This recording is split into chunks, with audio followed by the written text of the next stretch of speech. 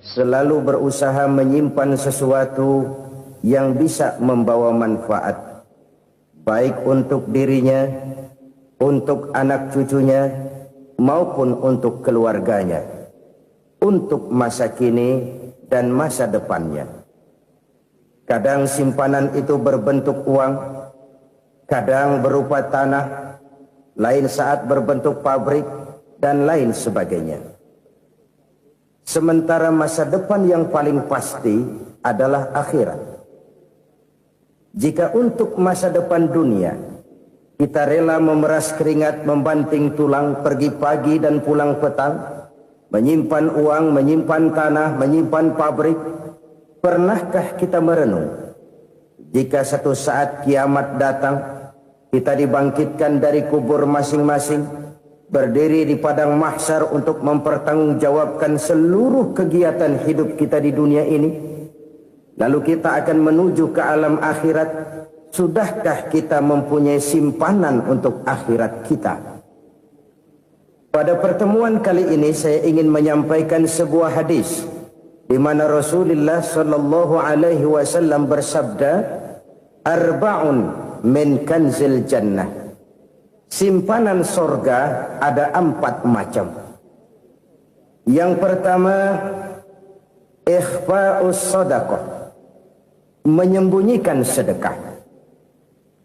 Saudara-saudara kaum muslimin, sebagaimana yang kita maklum bahwa Allah Subhanahu wa taala melebihkan sebagian rezeki dari kita terhadap yang lain. Ada yang kaya, ada yang setengah kaya, ada yang miskin, ada yang setengah miskin, dan selanjutnya. Ada yang gajinya kecil tapi penghasilannya gede. Ada yang penghasilannya gede tapi nggak punya gaji. Ada juga yang memang gajinya gede dan penghasilannya gede. Kelebihan rezeki merupakan sunnatullah dan tidak harus membuat kita merasa lebih dari yang lain. Bahkan sebaliknya, kelebihan itu harus membuat kita ringan tangan untuk menolong mereka yang memang memerlukan pertolongan. Kalau saudara diberikan ilmu, maka pertanyaan akhirat cuma satu: ilmumu kau amalkan untuk apa?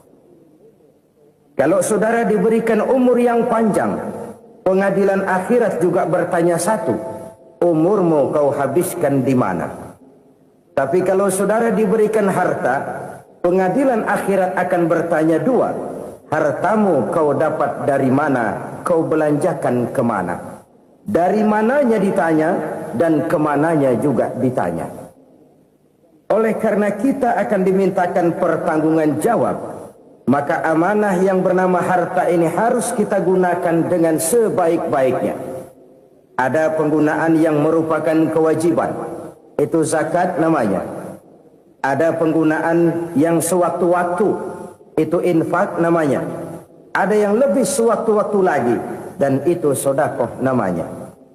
Zakat dia terikat oleh haul dan nisab, oleh putaran batas waktu dan ukuran dari harta itu sendiri. Sedangkan infak terikat oleh situasi dan kondisi perekonomian seseorang. Sedangkan sedekah tidak terikat dengan apapun. Dalam kondisi seperti apapun kita bisa melakukan sedekah dengan yang terkecil sekalipun. Sampai-sampai Rasulullah sallallahu alaihi wasallam mengajarkan, la tahqiranna minal ma'rufi syai'an walau an talqa akhaka biwajhin talik. Atau ada hadis, tabassumuka fi wajhi akhika laka shadaqah. Senyumanmu kepada temanmu adalah sedekah. Jadi untuk melakukan sedekah tidak harus dalam berbentuk uang. Dengan ilmu kita bisa sedekah. Dengan tenaga kita bisa bersedekah, dengan pikiran kita bisa bersedekah, bahkan senyum kepada teman itu pun sedekah. Jadi kalau sedekah dengan uang memang belum punya uang, nyengir aja banyakin. Itu asal pada tempatnya, jangan lalu ketemu tiang listrik cengengesan. Tentu tidak pada tempatnya dan tidak wajar. Nah, sedekah yang paling dicintai Allah adalah sedekah yang disembunyikan. Artinya, jauh dari sifat riya.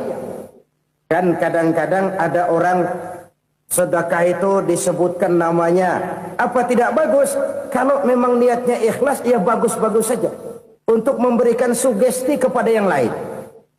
Si Fulan bin Fulan nyumbang sekian, diumumkan. Boleh kalau niatnya untuk memberikan rangsangan kepada yang lain supaya dia menyumbang lebih besar dari orang tadi. Tapi kalau itu mendatangkan riya, maka sedekah yang paling dicintai Allah adalah sedekah yang disembunyikan. Tangan kiri saja tidak tahu apa yang diberikan oleh tangan kanan. Sedekah yang dilakukan dengan ikhlas akan merupakan perbendaharaan surga, tersembunyi dari pandangan orang lain, tidak seorang pun tahu. Karena memang sikap yang baik adalah melupakan kebaikan dan mengingat kesalahan. Itu salah satu ciri orang bahagia. Orang yang selalu mengingat kesalahannya dan berusaha melupakan segala kebaikannya. Kalau dia akan berada kebaikan, dia tidak bisa ikut, dia merasa rugi karena dia merasa belum pernah berbuat baik. Tapi kalau akan melakukan kesalahan baru, dia ingat kesalahan yang sudah-sudah, sehingga terhalang baginya untuk melakukan satu kesalahan baru. Demikianlah saudara-saudara, bahwa Allah melebihkan rizki sebagian kita dari yang lain, agar terjadi tolong-menolong dalam kehidupan ini. Jadi kesenjangan yang nature, kesenjangan yang alami, itu sunnatullah. Ada yang kaya, ada yang miskin, ada yang kelas menengah. Nah, kenapa lalu sekarang kita berusaha mengentaskan kemiskinan? Oleh karena adanya kesenjangan struktural. Kalau yang kaya bisa semakin kaya, kenapa yang miskin tidak bisa naik jadi ikut sedikit kaya? Sebab pada dasarnya Islam adalah agama yang sejak turunnya sudah berupaya memerangi kemiskinan. Bahkan dikatakan kemiskinan itu mendekatkan kepada kekufuran. Orang kalau miskin udah dekat banget sama kafir. Gampang menjadi kafir. Berapa banyak saudara-saudara kita yang oleh karena soal perut, oleh karena soal materi, terpaksa meninggalkan dan menanggalkan akidahnya. Menjual petunjuk yang diberikan Allah dengan kesenangan dunia yang cuma sebentar ini. Na'udzubillah, thumma na'udzubillah. Jadi makin kita sembunyikan satu sedekah, semakin banyak perbendaharaan kita di surga. Sedekah yang paling dicintai Allah adalah sedekah yang disembunyikan. Malahan ada seorang sufi, dia punya kebiasaan kalau pergi sholat Jumat dia bawa uang, itu uang dia taruh di bawah tikar masjid. Dia niat sedekah kepada siapa saja yang nemuin itu duit. Maksudnya apa? Supaya yang nemuin nggak tahu siapa yang punya duit. Demikian dia saking ingin menyembunyikan sedekahnya. Karena sifat riya itu bisa memakan amal kita sendiri. Riya itu termasuk menyebut-nyebut kebaikan kita. Orang yang suka nepuk dada, sedikit-sedikit ngitungnya kalau nggak gua. Tuh kalau nggak gua tuh. Tuh yang belas itu kalau nggak gua, kalau nggak gua. Iya kalau nggak lu kenapa emang? Orang yang suka menepuk jasad. Tuh biasanya memang begitu saudara-saudara. Kalau perang lagi berkecamuk, orang nggak sempat ngaku jadi pahlawan. Tapi begitu perang selesai, yang kagak kenal bedil ngaku pahlawan, mas. Itu sesuatu yang biasa. Oleh karenanya, orang-orang yang ikhlas dalam bersedekah, disembunyikannya sedekah itu, Allah cinta betul. Malahan ada hadis memberikan jaminan, inna sedaqatal mar'il muslimi tazidu fil umri wa tadfa'u mitatas su'i. Sesungguhnya sedekahnya seorang mukmin tazidu fil umri, bisa menambah umur panjang. Wa tadfa'u mitatas su'i, dan menyelamatkan manusia dari mati secara su'ul khatimah. Jadi siapa yang kepengen panjang umur, banyaklah sedekah. Yang bosan hidup, pelit terus. Sedekah menambah panjang umur dan menyelamatkan manusia dari mati secara su'ul khatimah. Pak, katanya umur itu nggak bisa ditambah, nggak bisa dikurangin. Kapan? Kalau ajal sudah datang. Fa idza jaa ajaluhum la yastakhiruna sa'atan wa la yastakdimun. Kalau ajal datang tidak bisa dimajukan, tidak bisa dimundurkan. Itu kalau ajal sudah datang. Tidak bisa lagi umur ditambah dikurangi, sudah datang. Tapi kalau belum datang, itu kan haknya Allah. Mau ditambah, mau dikurangi, hak prerogatif Allah. Sebagai pencipta manusia, Allah maha kuasa dan maha mampu. Sedekah ini menambah panjang umur dan menyelamatkan manusia dari mati secara su'ul khatimah. Itu orang mati kan sama ya, kondisinya mati, nggak nafas. Tapi hakikat mati kan lain-lain. Ada yang mati itu husnul khatimah, baik akhirnya. Misalnya lagi ngaji mati, lagi sholat mati, lagi sedekah mati. Ini yang dinamakan dengan husnul khatimah, baik di akhirnya. Sebaliknya ada yang su'ul khatimah, jelek di akhirnya. Ini yang jadi catatan akhir. Lagi nyekek botol, mampus. Lagi banting kartu, modar. Su'ul khatimah, jelek pada akhirnya. Sedekah menyelamatkan manusia dari mati secara su'ul khatimah. Dan kita semua kepengen mendapat husnul khatimah, jauh dari su'ul khatimah. Oleh sebab itu yang bisa menyelamatkan kita dari penyakit itu antara lain adalah sedekah yang disembunyikan. Yang dikerjakan dengan ikhlas karena Allah. Tidak karena kepengen dipuji orang, tidak karena ingin dikatakan orang pemurah, sebab orang dermawan itu orang yang memberi tanpa harus diminta. Kalau masih harus diminta, ya belum dermawan namanya, masih harus diminta. Kalau nggak diminta ya tulus, lolos, polos. Saudara-saudara kaum muslimin rahimakumullah. Harta adalah amanat dan akan kita pertanggungjawabkan. Allah melebihkan rizki sebagian kita dari yang lain agar kita saling tolong menolong, bantu membantu. Nabi janjikan siapa yang meringankan beban saudaranya muslim di dunia, Allah akan meringankan bebannya di akhirat nanti. Sebuah jaminan dari baginda Nabi. Si orang yang kita bantu barangkali tidak bisa membalas, Allah yang akan membalas lewat jalan lain yang tidak pernah kita sangka-sangka.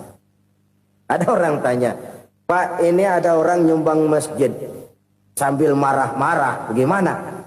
Saya bilang sumbangannya aja ambil, marahnya jangan. Marahnya jangan diambil, itu urusan dia. Saudara-saudara kaum muslimin rahimakumullah. Umat Islam ini kan umat yang punya potensi besar. Kadang kita merenung, kenapa kadang-kadang pembangunan masjid kok lambat sekali? Kalau hotel hari ini peletakan pertama, bulan depan peresmian. Supermarket hari ini peletakan batu pertama, minggu depan peresmian. Tapi kalau sudah yang namanya masjid, kadang-kadang peletakan batu pertama sekaligus jadi batu terakhir. 3 tahun, 4 tahun, campur nebar jalak di jalanan. Duit dijaring kayak ikan sepat.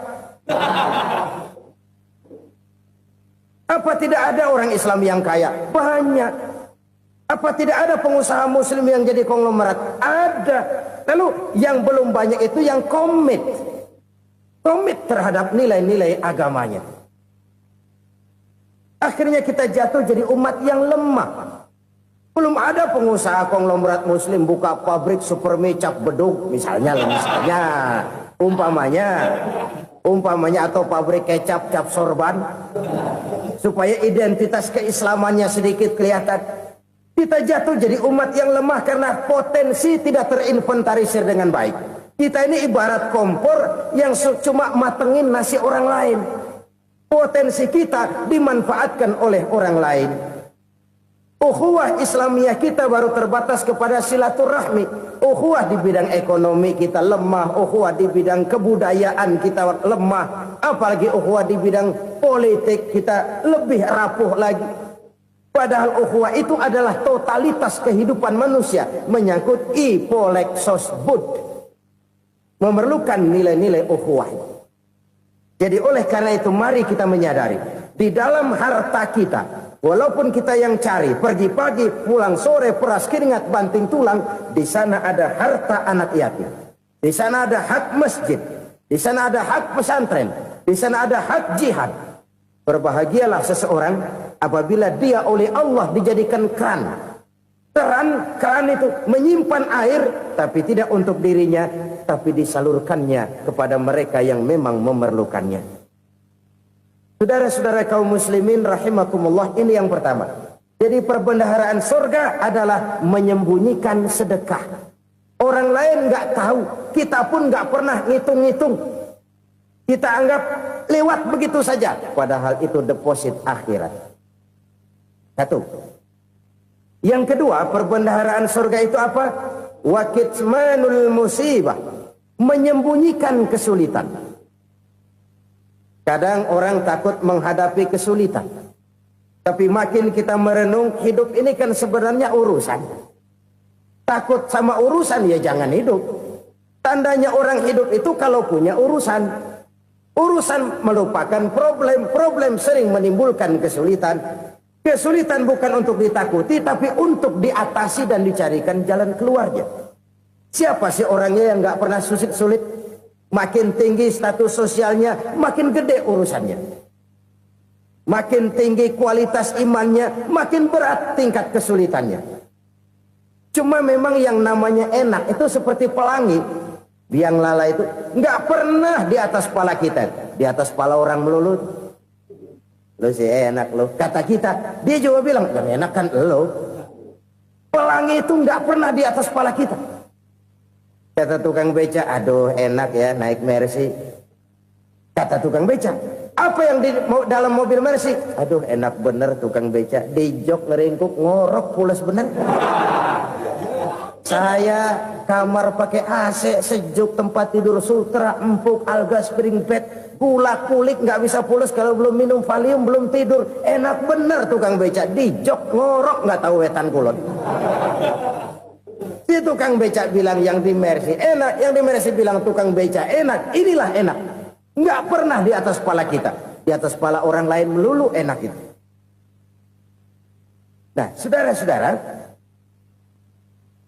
yang merupakan perbendaharaan surga itu orang yang bisa menyembunyikan kesulitan, baik pribadi ataupun rumah tangga. Nih terutama rumah tangga yang jadi soalnya. Kadang-kadang kita ini kalau senang, sebaliknya kalau senang kita diam, kalem aja, cuek.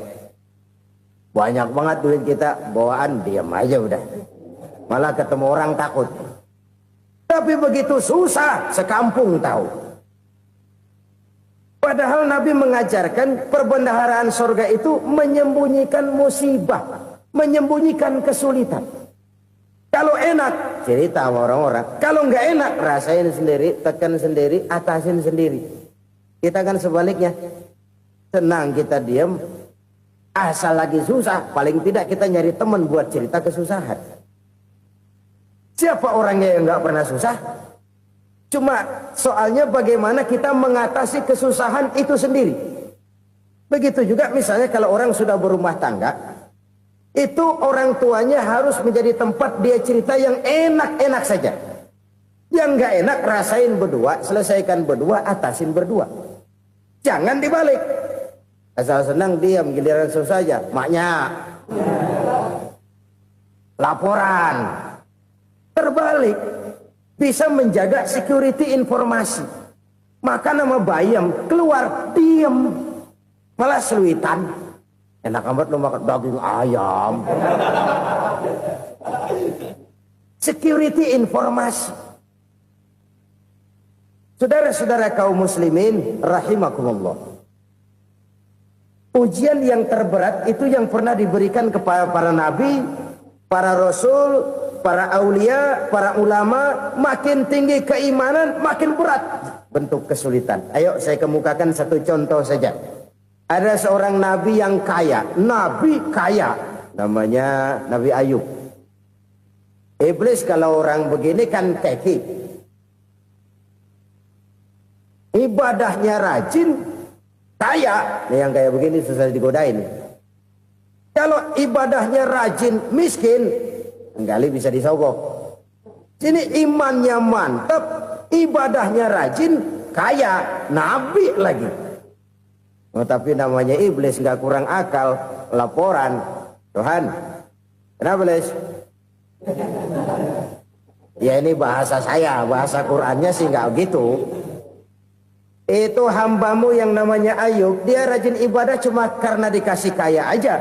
Coba kasih miskin dia, berhenti dia sembahyang. Ah, kamu bisa aja. Saya tahu Ayub itu hambaku yang ikhlas. Saya buktiin Tuhan, silahkan.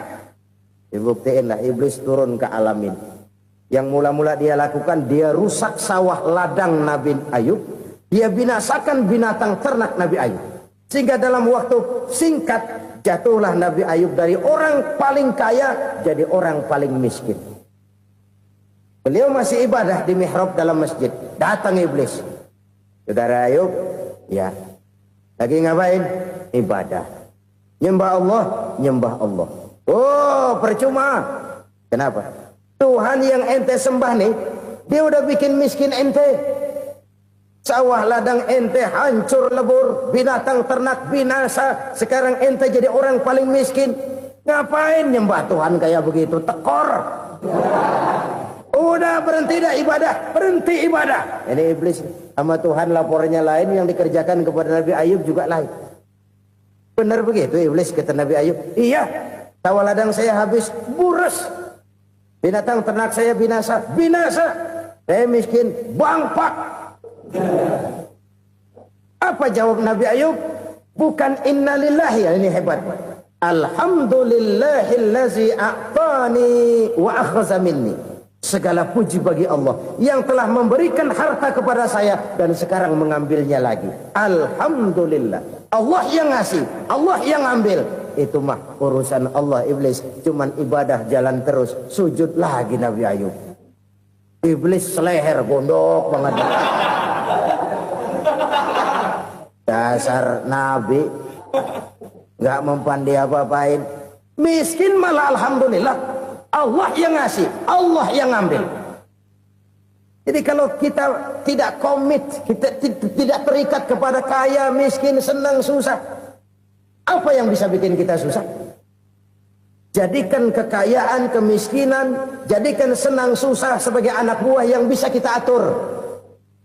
Jangan kekayaan ngatur kita, jangan kemiskinan ngatur kita. Kita yang harus mengatur mereka. Senang, susah, kaya, miskin, bahagia, sengsara, jadikan itu anak buah yang bisa kita atur.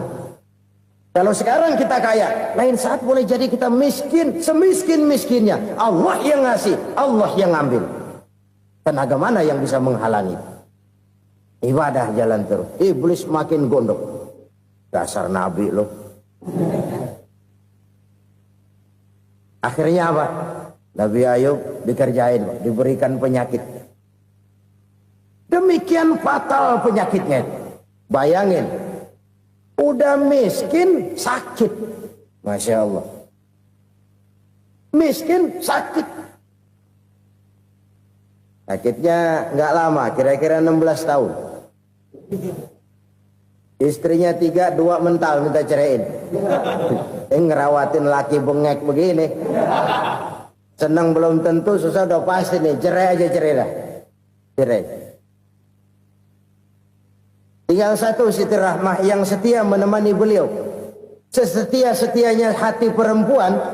Satu saat Siti Rahmah bilang, "Bang, iya, abang kan Nabi bang. Lalu, namanya Nabi kan doanya jarang meleset bang. Maksud kamu minta kenapa sih sama Tuhan biar abang sembuh baik dah bang?"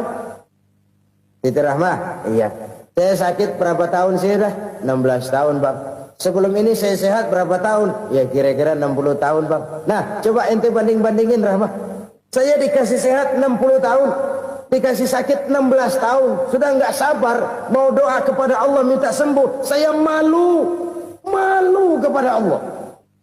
Diuji dengan yang luar biasa seperti ini. Tidak mengganggu stabilitas kehambaannya. Dia tetap menghamba kepada Allah subhanahu wa ta'ala. Saudara-saudara kaum muslimin rahimakumullah. Kunci menghadapi kesulitan itu apa? Allah jelaskan dalam satu ayat, wa basyiris sabirin alladzina iza asabathum musibah qalu inna lillahi wa inna ilaihi raji'un. Gembirakan orang-orang yang sabar Siapa mereka itu? Yang apabila mendapat musibah mereka kembali kepada keyakinan dasar. Segalanya dari Allah dan segalanya akan kembali kepada Allah. Ini konsepsi dasar dari sikap muslim dalam menghadapi berbagai kesulitan. Segalanya dari Allah, segalanya akan kembali kepada Allah. Kalau ini sudah kondisi dasarnya, maka kita akan lapang menghadapi kenyataan bagaimanapun pahitnya. Apakah itu namanya miskin, apakah itu namanya sakit, bahkan maut sekalipun. Maut sekalipun. Segalanya dari Allah, segalanya akan kembali kepada Allah. Ini sikap hidup, bukan sekedar ucapan. Kita kadang-kadang menjadikannya sebagai ucapan. Mulutnya sehingga berhenti, innalillahi wa inna ilaihi rajiun, tapi nangisnya terus gerung-gerungan. Bukan itu, ini kesadaran moral. Kalau segalanya dari Allah, segalanya kembali kepada Allah, kan sebenarnya cuma nunggu giliran. Hari ini saya nyembayangin dia, entah hari apa saya disembayangin orang. Hari ini saya antar dia ke kubur, entah hari apa orang nganterin saya ke kubur. Hari ini saya tahlilkan dia, entah nanti kapan orang tahlilkan saya. Segalanya dari Allah, segalanya akan kembali juga kepada Allah. Oleh sebab itu saudara-saudara, kesulitan bukan untuk ditakuti. Kesulitan justru untuk diatasi, dicarikan jalan keluarnya. Dan tidak ada orang yang tidak pernah mendapat kesulitan. Tidak ada. Semakin tinggi status sosial, semakin tinggi kualitas keimanan, semakin besar juga tingkat kesulitan. Hanya saja bagaimana cara kita mengatasinya. Dan Al-Quran menyatakan, innama al-usri yusra. Di balik kesulitan itu pasti ada kemudahan. Roda itu berputar. Karena itu Rasulullah sallallahu alaihi wasallam mengingatkan kepada kita, ta'arraf ilallahi firraha ya'rifka fisyiddah. Ingatlah kepada Allah di waktu kamu senang, supaya Allah ingat kepada kamu di waktu kamu susah. Kalau waktu senang kita ingat kepada Allah, kita susah, Allah tidak akan meninggalkan kita. Tapi kalau waktu senang kita jauh dari Allah, sujud tidak sempat, dengan masjid jauh, ketika senang kita lupakan Allah. Nanti begitu kita susah, Allah lupakan kita. Dan itu menyakitkan. Oleh karena itu orang-orang tua kita dulu bilang, kalau lagi sehat ingat-ingat, lu bakal sakit nanti. Kalau lagi kaya ingat-ingat satu saat kita bakal jatuh miskin. Bahkan kalau lagi muda ingat-ingat kita bakal tua. Dan yang terpenting, kalau lagi hidup ingat-ingat kita bakal mati. Saudara-saudara kaum muslimin rahimakumullah. Jadi yang kedua yang merupakan perbendaharaan surga, menyembunyikan musibah. Saudara-saudara kaum muslimin rahimakumullah. Hal ketiga yang merupakan perbendaharaan surga adalah wasilatur rahmi. Orang yang suka bersilaturahmi. Sebagaimana yang kita maklum bahwa manusia adalah makhluk yang disebut zon politika. Makhluk sosial yang tidak mungkin hidup sendiri-sendiri. Betapa dan siapapun kita memerlukan orang lain. Bodoh betul manusia kalau tinggal di tengah masyarakat tapi tidak mau bermasyarakat. Merasa hebat sendiri, pinter sendiri, gagah sendiri, kaya sendiri. Mungkin kalau mati juga ngubur sendiri. Jangankan kita di sini, di sorga saja Nabi Adam waktu sendirian bengong melulu, mondar mandir. Allah tegur dam sepi dam. Ya ini kalau bahasa saya. Iya Tuhan sepi ini nggak ada coret-coretan pisan ini. Diciptakan Siti Hawa baru anteng Nabi Adam. Itu di sorga. Cobalah. Umpamanya saudara tinggal di Jakarta nih. Kayak bener. Apaan aja di Jakarta punya saudara dah. Jembatan Semanggi ambil. Monas buntel bawa pulang. Hotel-hotel ambil semua. Cuman tinggal di Jakarta sendirian, apa enaknya? Betapa dan siapapun kita perlu orang lain. Tidak ada seorang pun yang bisa memenuhi kebutuhan hidupnya secara sendiri-sendiri. Nah, Islam telah menyelamatkan manusia dari ras diskriminasi. Mengikat manusia dengan persaudaraan yang berlandaskan kepada akidah. Karena itu dianjurkan bersilaturahmi. Bahkan Nabi menyatakan, man arada ayyubsata lahu fi rizqihi wa yunsa'a fi atharihi falyasil rahimah. Siapa yang kepengen diluaskan rezekinya dan dipanjangkan usianya, banyaklah ia bersilaturahmi. Siapa yang kepengen dimudahkan rezekinya, hendaknya ia banyak bersilaturahmi. Kalau banyak teman, kesulitan kan paling tidak ada tempat cerita. Udah susah, sendirian kita pikirin diri, nggak ada tempat tukar pikiran. Cepet banget sama bengek. Dilawan sendiri. Nah, secara makro kita bisa berkata, tidak mungkin ada kemenangan kalau tidak ada kekuatan. Tidak ada kekuatan kalau tidak ada kesatuan dan persatuan. Tidak mungkin ada kesatuan dan persatuan tanpa semangat silaturahmi. Kalau umat Islam mau menang, dia harus kuat. Kalau umat Islam mau kuat, dia harus bersatu. Kalau umat Islam mau bersatu, dia harus membudayakan silaturahmi ini. Bahkan sampai-sampai kata Nabi, kalau bisa cari nilai tambah. Apa? Silman qata'ak. Bersilaturahmilah kau kepada orang yang marah denganmu. Masya Allah, indahnya ajaran agama kita.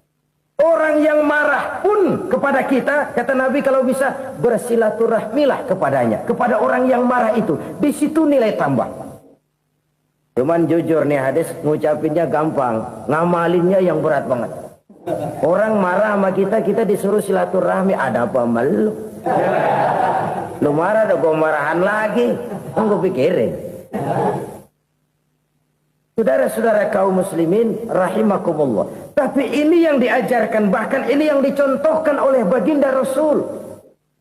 Bagaimana begitu mudah, misalnya satu saat Abu Jahal ini ngatur strategi bagaimana bikin Muhammad celaka. Dia gali lubang di depan tempat tidurnya. Dia tutupin daun korma. Terus dia panggil seseorang, ke sini. Kasih tahu Muhammad, pamannya sakit keras, minta ditengokin. Berangkat orang ini ke sana. Muhammad, labbaik. Pamanmu sakit keras, dia minta ditengokin. Baik, saya akan datang menjenguk beliau. Berangkatlah Nabi ke rumah Abu Jahal tanpa prasangka apapun. Abu Jahal udah pasang setil, selimut 3 rangkap setengah dipakai. Persis kayak orang meriang. Tapi sembari ngintip dari balik selimut, begitu Muhammad buka pintu, nah, masuk perangkap nih. Muhammad jalan menuju tempat pembaringan. Makin lama makin dekat, makin lama makin dekat. Makin dekat ke lubang yang dipasang oleh Abu Jahal itu. Dalam hati Abu Jahal, terus dah jatuh, mampus dah lo ini. Mampus lo hari ini. Apa yang terjadi?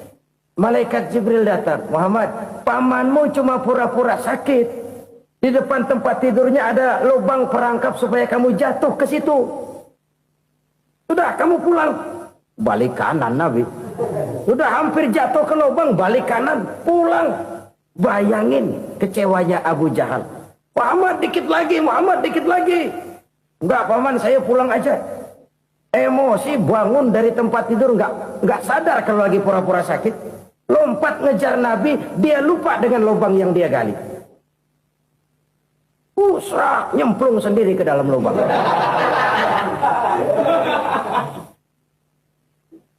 Nabi terus berlalu. Ini terjadi keanehan. Jatuh ke lubang yang dia gali itu sebenarnya nggak terlalu dalam ya, antara 3-4 meteran lah. Tolong saya jatuh ke lubang ini. Datanglah pelayan-pelayannya itu. Angkat saya dari sini. Oh, yang ngulurin tambang. Satu gulung, belum juga nyampe itu tambang. Kurang, beli lagi ke warung. Sambung, ulur lagi, nggak juga bisa sampai. Wah, ini kerjaan Muhammad ini. Tolong, siapa salah seorang kamu ke rumah Muhammad? Kasih tahu, encangnya kecebur. Minta ditolongin. Sampaikan kepada Rasul. Kenapa? Pamanmu jatuh ke lubang, Muhammad minta tolong diangkatin. Tambang udah nyambung-nyambung nggak nyampe juga. Ya, nanti saya datang, saya tolong. Coba. Nyata-nyata orang berniat jahat mau mencelakakan dia. Datang dia menolong. Ini yang disebut air tuba dibalas air susu ya ini. Bukan sebaliknya. Air tuba dibalas air susu. Paman, kecebur ya? Iya Muhammad, tolongin nih. Pegang tangan saya. Nabi ulurkan tangannya. Nyampe. Dipegang oleh Abu Jahal. Diangkat ke atas. Sampai atas. Apa kata Abu Jahal? Sihirmu memang hebat Muhammad. Udah ditolongin dikata sihir. Yang enak kita kemplang kan itu orang begitu. Urusan apa? Tapi inilah akhlak. Kalau bisa kamu bersilaturahmilah dengan orang yang marah kepadamu sekalipun. Orang marah kita tetap baik. So, kalau kita berbuat baik sama orang yang memang baik, rasanya sih biasa-biasa aja. Orang baik kita baik lagi. Ya draw aja, belum ada nilai tambah di situ. Baru ada nilai tambah kalau kita bisa berbuat baik kepada orang yang nyakitin kita. Itu namanya kita setingkat di atas dia. Dia sakitin kita, kita berbuat baik sama dia. Dia pelit sama kita baik sama dia. Dia marahin kita deketin dia. Di situ kita punya nilai tambah. Jadi siapa yang ingin diluaskan rezekinya kata Nabi dan dipanjangkan umurnya, hendaklah ia banyak-banyak bersilaturahmi. Sederhana sebenarnya silaturahmi. Tapi silaturahmi membangkitkan semangat kesatuan dan persatuan. Kesatuan dan persatuan melahirkan kekuatan. Dalam matematika, 1 ditambah 1 pasti 2. Tapi di tengah masyarakat, 1 orang takut ditambah 1 orang takut, hasilnya jadi 2 orang setengah berani. Kenapa setengah berani? Karena udah berdua. Tadi pan takut sendirian. Kalau dia kumpul turu-turu takut lah jadi berani. Kita yang lemah, kita yang tidak berdaya, kita yang miskin, kalau mau kompak bersatu, apa yang nggak bisa kita kerjain? Apalagi tinggal di kota besar, pilihan cuma 2, bertahan atau minggir. Bertahan atau minggir. Untuk bisa bertahan, harus mampu bersaing. Untuk mampu bersaing, harus punya keahlian. Keahlian harus ditunjang dengan pendidikan. Ditambah oleh kekompakan sebagai umat. Udah miskin mencar mulu, orang injek kita. Orang nggak pandang urusan apa malu. Oleh karena itu silaturahmi pada hakikatnya merupakan roh dari ukhuwah yang diajarkan oleh agama kita. Bagaimana Islam menyelamatkan masyarakat manusia dari ras diskriminasi, mengikat manusia, dan tidak ada persaudaraan yang lebih indah selain persaudaraan yang diikat dengan nilai-nilai akidah. Sepanjang orang di jalan Allah, itulah saudara kita. Keluar dia dari jalan Allah, selesailah persaudaraan sampai di situ. Karena itu, kalau ingin menyimpan sesuatu di surga, banyaklah bersilaturahmi. Datang ke rumah ini, datang ke rumah itu, dan lain sebagainya. Itu simpanan kita di akhirat nanti. Ini yang ketiga. Saudara-saudara, yang keempat, perbendaharaan surga itu apa? Wa qawlu la hawla wa la quwwata illa billah. Ucapan la haula wa la quwwata illa billah. Ibadah kan ada yang berat, modalnya besar. Bangun masjid berat, modalnya besar. Bangun rumah sakit berat, modalnya besar. Ada ibadah yang berat, tapi modalnya ringan. Misalnya puasa.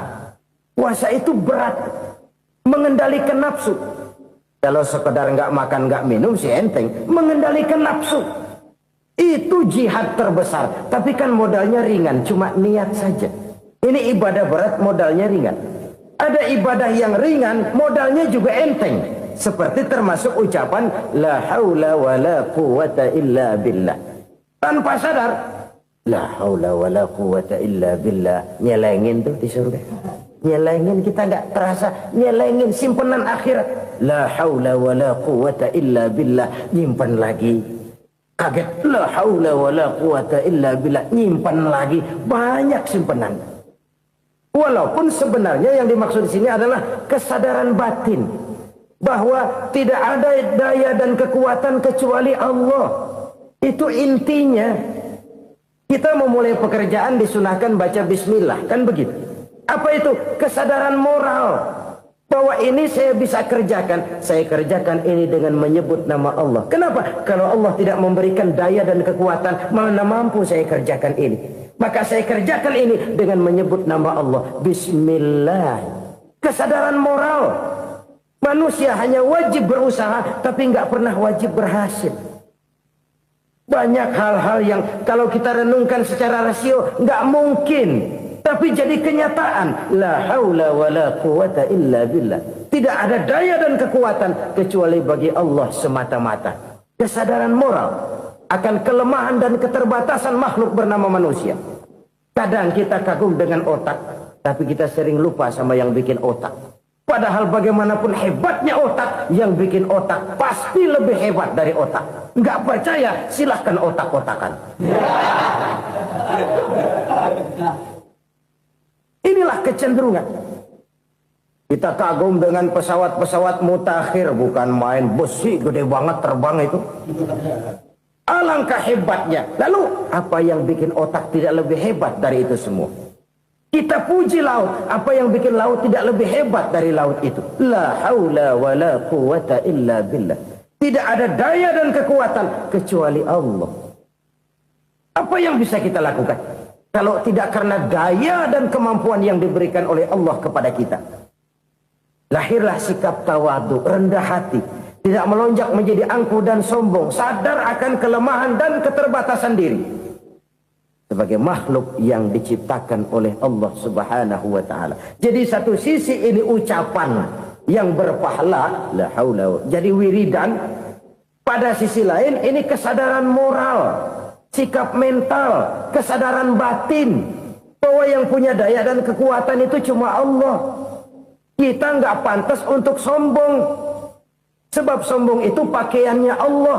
Kita nggak sedang pakai pakaian Allah, kegedean. Dan makin kita renungi, makin terbentur. Apa sih yang bisa kita sombongin?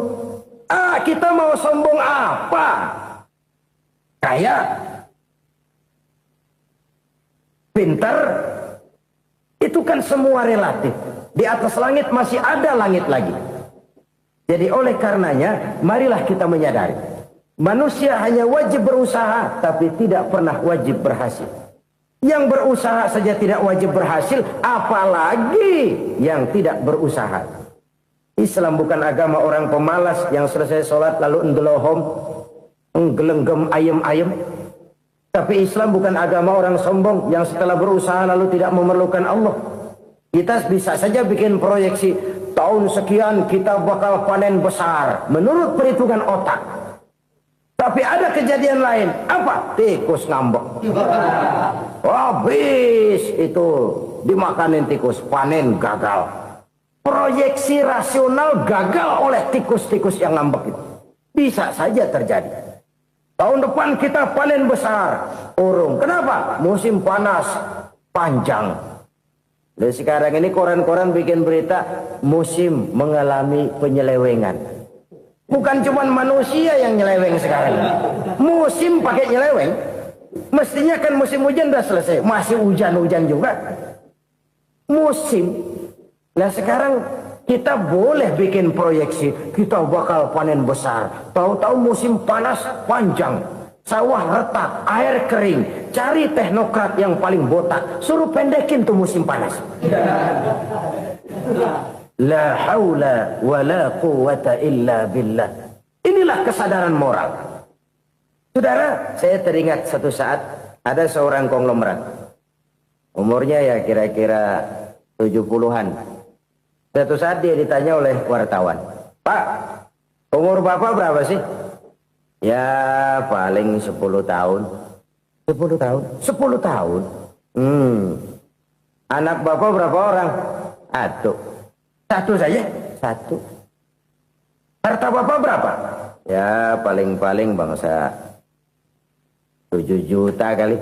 7 juta? Iya. Pak, kenapa Bapak bohongi saya? Bapak punya buku biografi. Koran-koran, majalah-majalah banyak memuat cerita riwayat hidup Bapak. Saya tahu umur Bapak 70. Kenapa bilang cuma 7 tahun? Saya tahu anak Bapak 8. Kenapa cuma bilang 1? Saya tahu harta bapak miliaran, mungkin triliunan, pabrik di mana-mana, bank di mana-mana. Kenapa bilang uang bapak cuma 7 juta? Nah, kata si konglomerat tadi, kamu benar nak, kamu benar. Umur saya kalau jumlahnya memang 70 nak. Cuman ingat-ingat saya, baru 7 tahun terakhir ini saya sujud. Baru 7 tahun terakhir ini saya berusaha dekat dengan Allah. Saya laksanakan perintahnya, saya jauhi larangannya. 7 tahun inilah rasanya yang ada nilainya di hadapan Allah. Yang 63 tahun matong, kelabu, kelam umur gue. Habis untuk maksiat, untuk munkarat. Maka ketika ditanya tadi, umur saya 7 tahun itu. Oh begitu Pak. Oh iya. Lalu anak Pak. Anak bapak kan 8. Kenapa bilang cuma 1? Nah, kalau jumlah hitungannya memang anak saya 8. Tapi dari 8 orang ini rasanya cuma 1 nih. Yang bakal jadi buah hati, belahan jantung. Pelanjut cerita, penerus sejarah. Bakal jadi anak soleh yang akan mendoakan saya. Cuma 1 rasanya anak saya ini yang bakal jadi buah hati saya. Besar-besaran saya. Yang akan mendoakan di kubur saya. Yang akan mendoakan di akhirat saya. Yang 7 orang mana, Masya Allah, yang atuh tenggeng, yang atuh nyekek botol lolo, yang atuh nggak karu-karuan. Makanya saya bilang 1 anak saya yang akan bisa mendoakan saya. Oh begitu Pak. Iya. Nah harta Pak, harta bapak kan triliunan, pabrik bapak di mana-mana, uang bapak hampir di tiap bank-bank besar. Kenapa bilang cuma 7 juta? Betul kau nak. Harta saya kalau jumlahnya memang miliaran, triliunan mungkin. Tapi yang saya ingat baru 7 juta tuh yang saya belanjakan di jalan Allah. Saya nyumbang masjid, saya santuni yatim piatu, saya bantu pembangunan pesantren, saya bantu pembangunan rumah sakit Islam. Itu yang akan saya bawa pulang ke akhirat, yang 7 juta itu. Yang triliunan itu nanti akan diperebutkan oleh anak-anak saya sebagai waris saya. Jadi harta saya 7 juta itu yang bakal nemenin saya di akhirat. Yang akan saya bawa pulang jadi teman saya. Saudara-saudara kaum muslimin, jangan-jangan orang tua itu adalah kita-kita ini. Jangan-jangan kita-kita ini adalah orang tua itu. Jangan-jangan itu potret dari diri kita masing-masing. Dari sekian umur yang diberikan Allah, berapa tahun yang ada nilainya di hadapan Allah? Dari sekian anak-anak yang merupakan amanah, berapa yang akan mendoakan kita sebagai orang tuanya menjadi anak soleh? Dari sekian banyak harta yang diberikan Allah, berapa yang akan kita bawa pulang menghadapnya nanti, yang kita belanjakan di jalan Allah? Ini sebuah potret kehidupan. Karena itu kita kembali kepada la haula wa la quwwata illa billah. Kita wajib berusaha, kita wajib berikhtiar. Selebihnya, segala daya dan kekuatan hanya milik Allah saja semata-mata. Satu kesadaran batin dari setiap pribadi muslim. Setelah ia berusaha dan berikhtiar, ia menyerahkannya kepada Allah Subhanahu wa ta'ala. Jadi, satu sisi ini merupakan wiridan ucapan yang mengandung pahala. Pada sisi lain, ini merupakan sikap batin dari seorang muslim di dalam ia menghadapi realitas kehidupan ini. Saudara-saudara kaum muslimin rahimakumullah. Kalau ini kita jadikan satu basis kehidupan, maka ini akan menyelamatkan manusia dari kemungkinan tergelincir menjadi orang yang lupa diri dan lupa darat. Sebab itu Imamul Ghazali berpesan, jadidis safinah fa innal bahra amiq wa khuziz zad fa inna safara ba'id wa khaffifil hamla fa innal hamla sadid. Perbarui selalu kapalmu karena lautan sangat dalam. Bawa bekal yang banyak karena perjalanan ini sangat jauh. Ringankan beban karena kebanyakan beban akan menyakitkan. Alangkah indah kalimat ini, alangkah dalam makna yang terkandung di sana. Perbarui selalu kapalmu karena lautan sangat dalam. Apa artinya ini?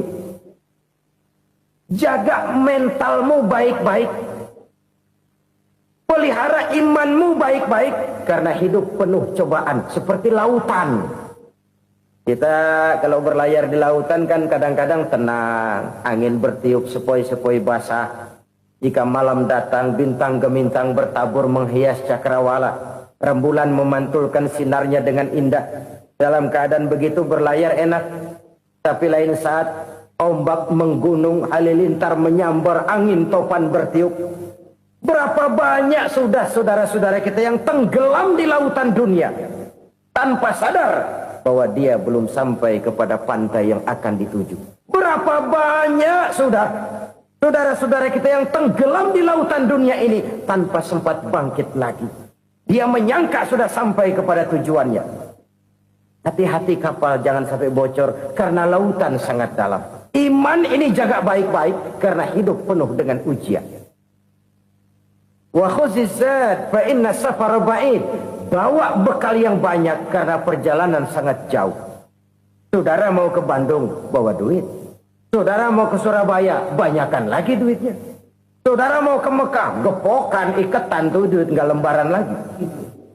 Makin jauh perjalanan, makin banyak bekal yang harus kita bawa. Kalau saudara dari Jakarta mau ke Surabaya, kagak bawa duit berangkat juga, itu sih bukan berani namanya, nekat. Sampai Surabaya belum tentu, sengsara di jalan udah pasti. Kenapa? Nggak bawa bekal berangkat. Sama juga kita nih, misalnya belum sempat sembahyang, mati. Waduh, berani banget orang. Belum punya bekal, mati.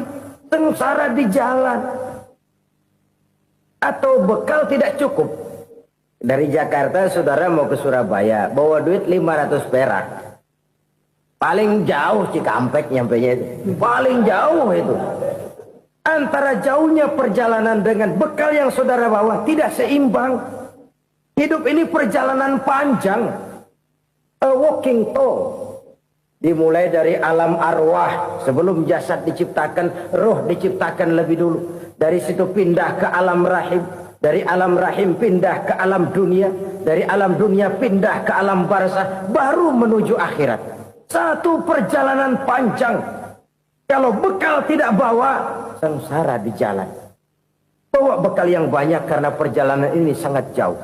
Wa khaffifil hamla, ringankan beban karena beban itu cuma akan menyulitkan. Kalau bekal itu sih keperluan, tapi beban nggak kita perluin, cuma ngeberat-beratin. Apa ini beban? Dosa. Kecurangan, kebatilan, kesoliman, ketidakadilan, kesewenang-wenangan. Itu akan jadi beban kita di akhirat. Alangkah celakanya, perjalanan panjang, bekal tidak bawa, beban kelewat banyak. Alamat sengsara di jalan. Pahala tidak ada, dosa berlipat ganda. Na'udzubillah, summa na'udzubillah. Kalau kita rangkum nasihat Al-Ghazali dengan kisah si konglomerat tadi, kita akan mengambil kesimpulan. Pertama, bekal terbaik dalam menghadapi gejolak kehidupan ini tidak lain adalah iman. Yang kedua, pahala dan dosa. Dua hal kontroversial. Pahala adalah bekal, dosa adalah beban. Tapi kita sekarang kan tidak begitu terangsang kepada yang abstrak. Orang berlomba mencari yang konkret-konkret saja. Yang real. Kalau memang dosa, benjol dong. Kira-kira begitu. Kira-kira begitu. Persis orang Yahudi dulu. Orang Yahudi itu kan pernah minta kepada Nabi Musa.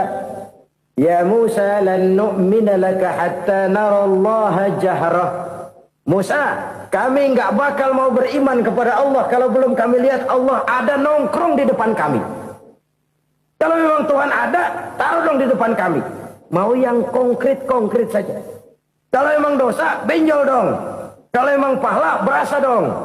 Orang terangsang kepada yang real, yang konkret-konkret saja. Karena itu, untuk mengejar dosa, orang mau bayar. Tapi untuk mengejar pahala, walaupun tidak bayar, orang segan. Ini yang dikatakan oleh Nabi, kamu mengharapkan ke surga, tapi kamu berat melaksanakan sesuatu yang bisa membawa kamu ke surga. Kamu ingin jauh dari neraka, tapi tiap saat kamu lakukan perbuatan-perbuatan yang justru menjerumuskan kamu ke neraka. Idda'aitum an-najata minan nar wa ramaitum fiha anfusakum. Kamu ingin selamat dari neraka, tapi kamu lemparkan diri kamu ke neraka. Kamu ingin masuk surga, tapi berat sekali kamu melakukan perbuatan-perbuatan yang bisa menyampaikan kamu di surga. Saudara-saudara kaum muslimin rahimakumullah. Jadi hal keempat yang merupakan perbendaharaan surga adalah la haula wa la quwata illa billah. Satu sisi ini merupakan ucapan yang memperberat timbangan akhirat. Pada sisi lain ini merupakan sikap hidup seorang muslim. Kesadaran batin yang sangat dalam bahwa tidak ada daya dan kekuatan kecuali Allah. Dan itu kita simbolkan pada saat memulai pekerjaan dengan Bismillah. Dengan menyebut nama Allah. Satu kesadaran moral. Saya hanya bisa melakukan ini karena diberikan daya dan kekuatan oleh Allah. Lahirlah sikap tawadu, rendah hati, tidak melonjak menjadi angkuh dan sombong. Saudara-saudara, sampai sini dulu jumpa kita kali ini. Semoga 4 perbendaharaan surga ini dapat kita lakukan, yang kelak akan merupakan bekal kita di kemudian hari nanti. Amin ya rabbal alamin. Bapak-bapak, ibu-ibu, saudara-saudara kaum muslimin rahimakumullah. Di dalam kehidupan kita sebagai seorang muslim, minimal 5 kali dalam sehari semalam kita mendengar seruan untuk mendirikan solat yang disebut azan. Ada kalimat menarik di dalam kalimat azan itu, yakni seruan hayya 'alal falah, marilah menuju kepada keberuntungan, marilah meraih kemenangan. Seruan ini adalah kecenderungan dari setiap manusia, apapun warna kulitnya. Artinya, setiap orang dalam hidup selalu ingin meraih dan mencari kemenangan. Kemenangan akan melahirkan kepuasan batin, dan kepuasan batin memberikan kebahagiaan. Sedangkan kekalahan melahirkan penderitaan batin, dan penderitaan batin menjerumuskan seseorang di dalam berbagai bentuk kerugian. Jikalau inilah seruan azan, maka masalahnya ialah apa yang menyebabkan kita meraih kemenangan. Al-Quranul Karim memberikan tuntunan dan ajaran kepada kita bahwa orang-orang yang memperoleh kemenangan itu tidak lain adalah orang-orang yang bertakwa. Hanyalah mereka yang bertakwa kepada Allah Subhanahu wa ta'ala pada akhirnya akan tampil sebagai pemenang. Lalu siapa orang yang bertakwa itu? Dijelaskan dalam awal-awal Al-Baqarah, orang yang bertakwa yang akan meraih kemenangan. Pertama, allazina yu'minuna bil ghaib, yaitu orang-orang yang beriman kepada yang gaib. Percaya bahwa ada alam yang gaib, alam yang abstrak, alam yang tidak bisa dijangkau oleh salah satu daripada panca indera kita. Mereka percaya dan beriman kepada adanya malaikat, beriman kepada adanya iblis dan jin, beriman kepada adanya alam kubur, beriman kepada adanya alam mahsyar, beriman kepada adanya alam akhirat, beriman kepada adanya surga dan neraka. Beriman bukan cuma sekedar beriman dalam ucapan bibir saja, tetapi beriman yang nilai iman itu mampu mewarnai gerak dan gaya hidupnya. Iman yang meresap sampai ke tulang sumsum, kemudian memberikan dampak positif di dalam kehidupan manusia.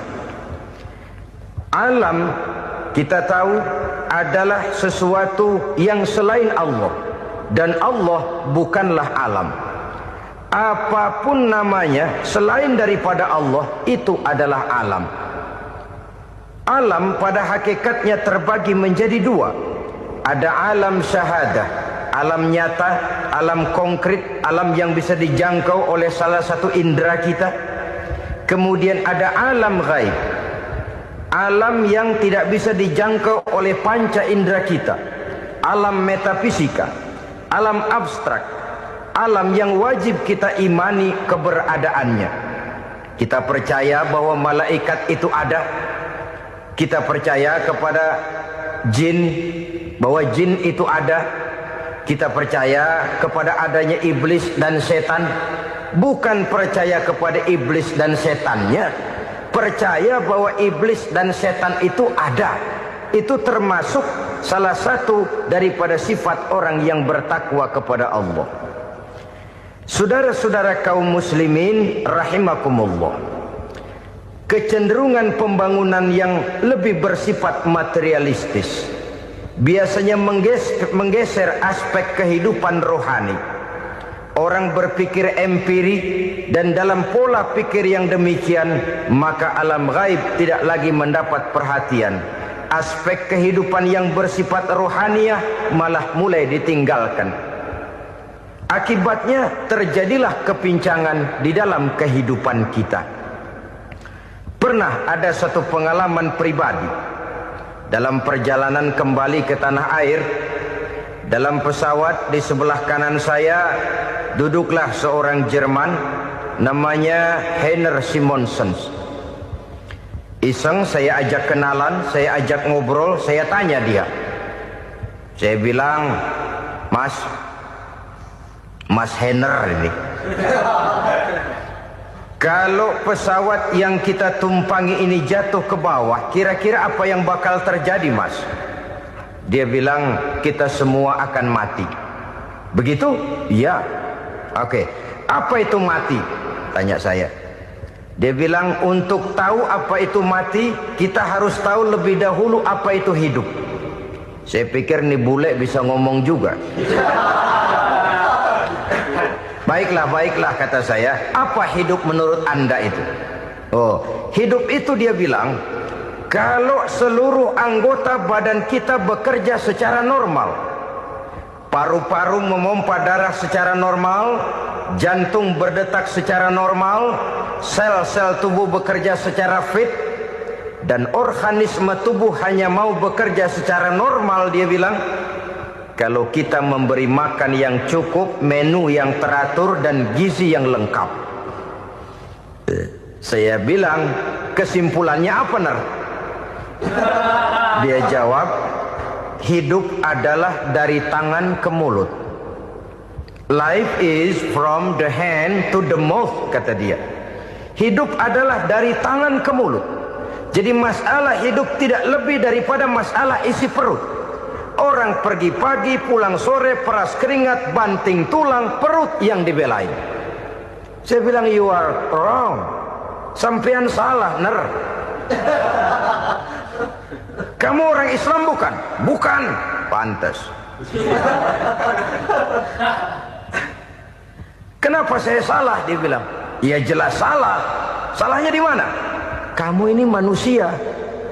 Kalau hidup cuma dari tangan ke mulut, saya bilang, kambing di kampung saya juga begitu pikirannya, Ner. Itu kambing di kampung saya, asal perutnya kenyang, sudah hidup dia. Perkara besok bagaimana, lusa prospeknya macam mana, bulan depan ada apa, kambing nggak pernah mikir. Di kampung saya kambing juga pikirannya begitu. Kamu Kristen ya? Tadinya. Loh kok tadinya, lalu apa sekarang kamu ini? Dia bilang, sekarang saya netral. Saya tidak beragama, tapi saya percaya kepada Tuhan sebagai pencipta alam. Saya ingat benar dia bilang, I haven't any religious, but I believe to God as the creator of the world. Kenapa bisa netral begitu, Ner? Habis saya bingung katanya. Islam bilang Islam baik, Kristen bilang Kristen baik, Hindu Buddha bilang Hindu Buddha baik, semua agama baik. Saya netral sekalian, nggak beragama. Yang penting saya percaya kepada Tuhan. Saya bilang, Ner, kamu ini kayak orang mau beli celana, lalu bingung. Yang satu bilang Levi's bagus, yang satu bilang Blue Jean hebat, yang satu bilang Wool England hebat. Celana ini hebat, celana itu bagus, celana ini hebat. Semua celana bagus, kamu bingung. Akhirnya netral, tidak pakai celana. Itu juga salah. Saya pikir-pikir, kemudian saya melihat bahwa dua pola berpikir Heiner ini nampaknya sudah mulai menggejala di lingkungan masyarakat bangsa kita. Disadari atau tidak, secara jujur kita harus berkata, dua pola pemikiran Henner ini mulai berkembang di tengah masyarakat bangsa.